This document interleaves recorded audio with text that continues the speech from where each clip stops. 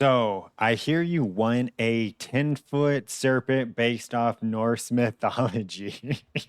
I'm sorry, I couldn't even do that without laughing. But yeah, I'm going to go ahead and show you how to get it. Yo, what's up, guys? Joker bringing you another video. This is going to be a video on how to get Yormantide, the badass water serpent dragon that can be found actually in a couple of places as a boss, but can actually be bred in a much easier way. So let's go ahead and take a look at one resource that actually just recently came out.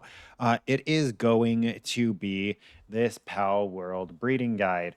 I went ahead and my fusion's not on here, but it does work for Yormantide, and I am testing a couple of these out as well. I'm going to have this linked in the description, but you know what's easier than looking up what you need to fuse to get something? Having someone literally just tell you what to do, right? It takes all the research out of it. So that's pretty much what I'm going to do. So over here, we have a couple of fusions. We have a Hell Zephyr fusing, breeding with a Phalaris. No, Hell Zephyr and Mazanda, and we get a huge dragon egg. We have a can I clear this? The one that I figured out, the Quivern plus the Relaxosaurus. This is going to give us a huge dragon egg. And then we have a Grizzbolt plus a Nightwing. And this is also going to be giving us a huge dragon egg. Let's go ahead and hatch these bad boys up. The Quivern and the Relaxosaurus is the combination that I was mainly going to showcase, but these other two are based off of this calculator. So if the calculator is correct, then this should be 3 Yormantides. If it is not correct, then at the very least, it is going to be 2 Yormantides. So there's 1 Yormantide, there is 2 Yormantide, and there is hopefully 3 Yormantide, and we are good. So let's get into how you're actually going to be obtaining each of these pals. So let's go ahead and start with the one that is going to be the by far the easiest combination in my opinion. And that is going to be a Relaxosaurus. Like I showed in the last video, all you have to go ahead and do is come over here to Ascetic Falls and pick up an Relaxosaurus. You're going to want to be over here anyways because it has a bunch of good, useful pals, right? As you can see, there's some Muzarini, there's some, what are they called? Night Howls, I believe. There's the Relaxosaurus, there's the Rabunny, which these are actually the best ammo makers in the game. I believe it's actually just base gun makers as well. Anything that does bullets or guns, I believe, is their passive. Um, and then the other part of this is going to be not that far. Oh, I'm sorry, my map reset. Let me actually go unlock it. I feel like such a nerd since I know where it is, but let me go unlock the other part, the Quivern. And then here we are at the second location. So you are going to have a teleport right here to the sealed realm of the Winged Tyrant. And the Winged Tyrant is a boss Quivern. I personally recommend using the bosses as opposed to normal creatures whenever you can, because usually, more or less, they usually have not only better stats, they have better traits to pass on to the offspring. So that's the first breeding pair, right? The Quivern plus the Relaxosaurus that you find over here. The next is going to be Nightwing plus the I already forgot what the yellow guy's name is. His name is Grizzbolt. And actually, Nightwings are going to be incredibly easy to find. The most common spot that I would recommend, especially if you are lower level, is going to be over here in the starting zone, right? With the what plateau of beginnings is literally what it's called. This is where you're going to start your journey and spawn in. And usually around here, you'll see one or two night wings that usually spawn in.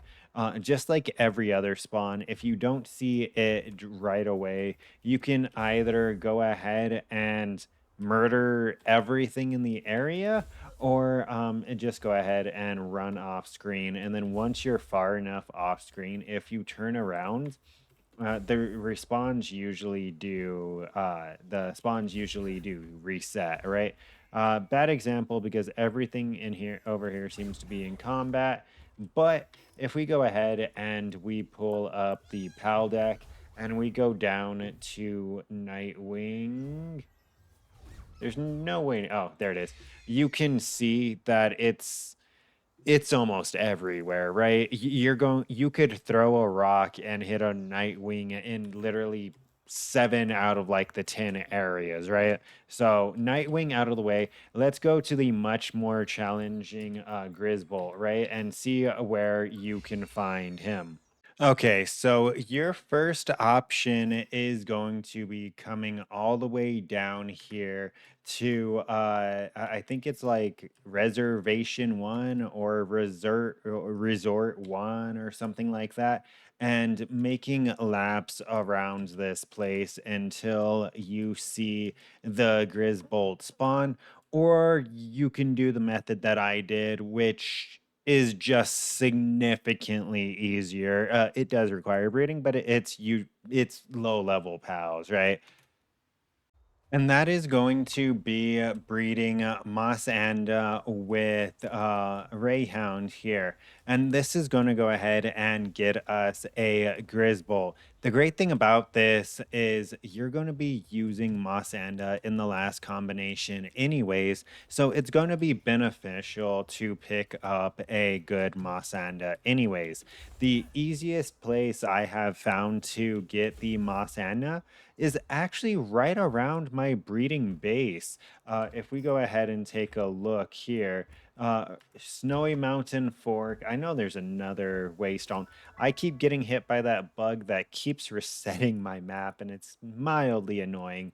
But it's right by this Verdesh boss fight as well. I forgot exactly what this area is called, but on the map, it is right here.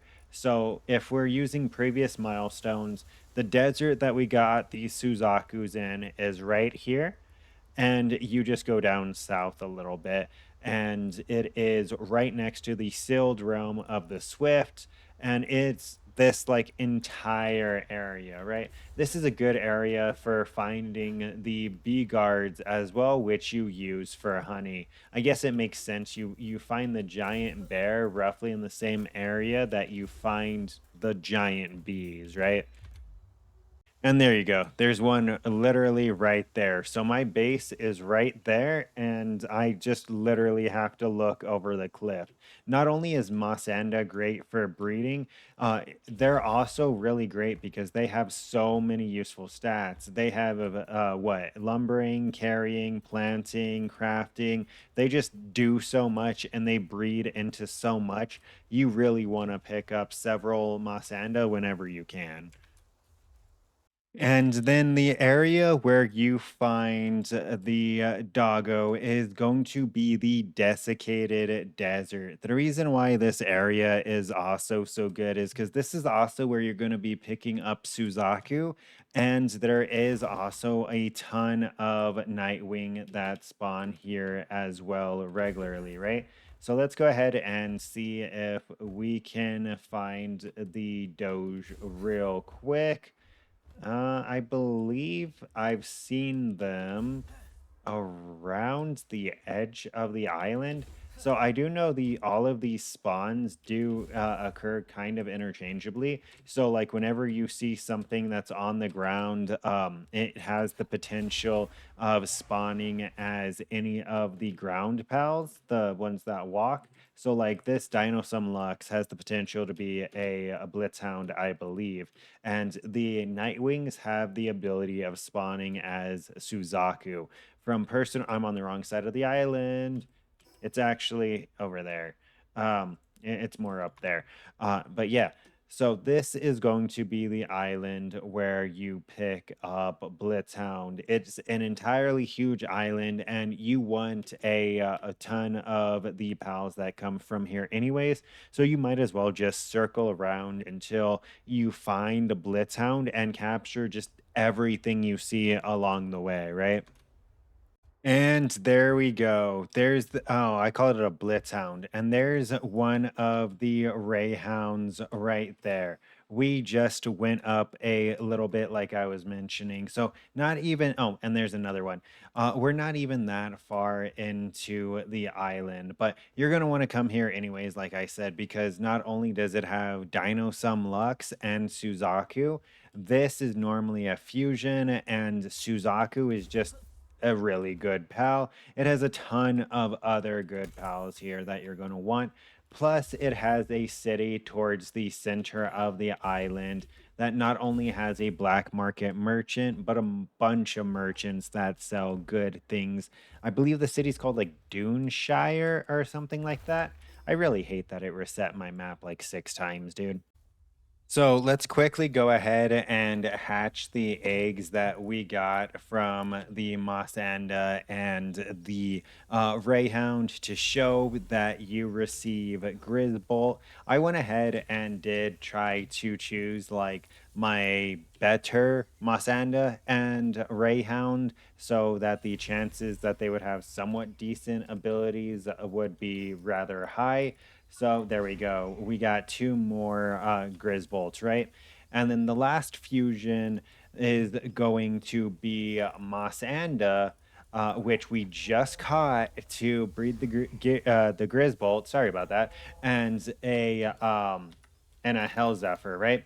So Hell Zephyr is not only one of my favorite pals. I think I say that like every video because it looks so fucking cool. But it's a flying mount. It has some super strong fire abilities, so it helps you sweep any grass type pals super well. Like with the bee guards, he works super well on capturing those as well. He only comes out at night. And if we go ahead and take a look at the PAL deck on where he appears, honestly, it's super easy to see where he appears at night because he's literally glow in the dark, right? As you can see, he doesn't spawn in the day, but spawns in this entire area at nighttime. And he's literally glow in the dark. So he's super easy to see, right? But that's going to be the three combinations for you to get your own Yerman Tide. With that, there is also actually two boss spawns for Yerman Tide. One over here by the Sealed Realm of the Swift, and one over here by the Investigator's Fork. I didn't notice that there was two boss spawns of Yormintide. I think he's the only pal that there's two spawns of. So you can technically rotate those two, or get those two every hour because once again, bosses have better traits to pass down usually. And that's why you see a lot of my pals will get passed down with I think it's called like Lord of the Sea, and it's a 20% water boost. They all got them because I was breeding a lot with my one Yormintide boss that I got. But that's pretty much it. I just wanted to go ahead and give you guys a couple of options, show you where you can get all of these pals and how they pair together, as well as show off that new calculator. I think I'm going to be trying to show off three breeding pairs in every video. Depending on how long this is going to really be the debate of if I show off three pairs. If I might show off two in the future. But yeah, that's pretty much it. Down in the comments, actually, leave who you want to see. I still have a couple of pals on my list that are going to be coming up. I still have Shadowbeak, Thalaris, Osark, and Wampo Botan, right? These are all great pals that have a level 4 ability or are super cool looking that I wanted to show you guys how to get.